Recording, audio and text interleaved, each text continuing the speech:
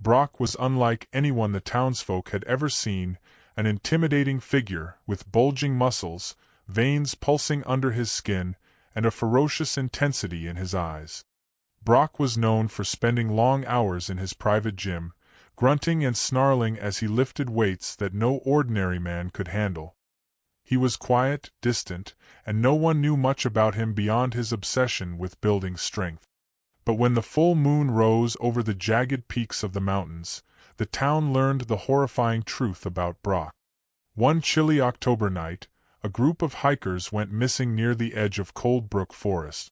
Search parties combed the area for days, but all they found were scattered bones, cracked and gnawed, like something had feasted on them. The town sheriff, Jackson Cole, suspected a wild animal was responsible. Maybe a bear or a pack of wolves. But as the disappearances continued, and the remains grew more grotesque, he knew something far worse was at play. Rumors began to circulate about sightings, a towering figure lurking in the forest. It was said that on nights when the moon was full, a massive, wolf-like creature prowled the outskirts of town.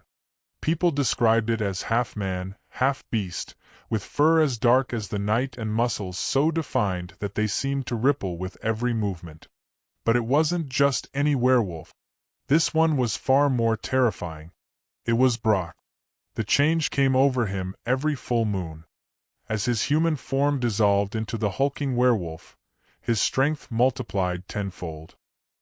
He became a beast of raw power and hunger, driven by a savage instinct not only to hunt, but to devour. Brock had once used his obsession with fitness to dominate the weights, but now, under the curse of the full moon, he sought a new kind of fuel, human flesh. The town grew desperate as more people vanished.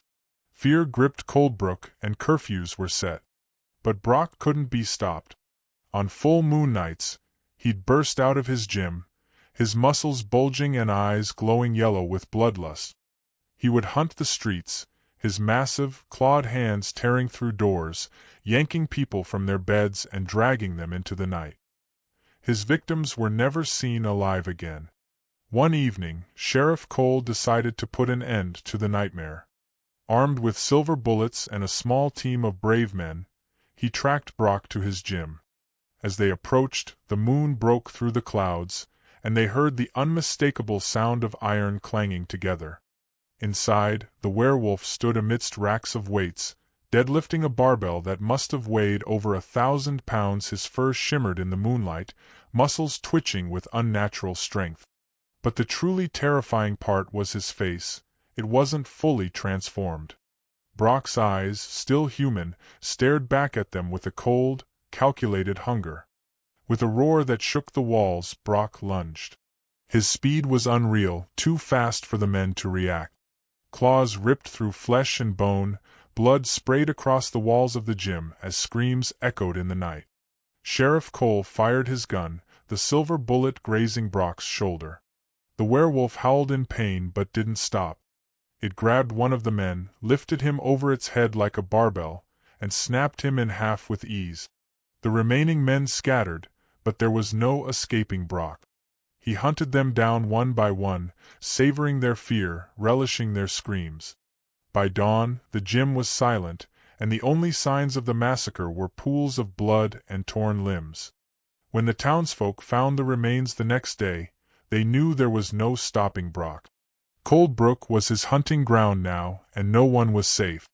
Every full moon, the weightlifting werewolf would emerge from his lair, stronger, hungrier, and ready to feast again.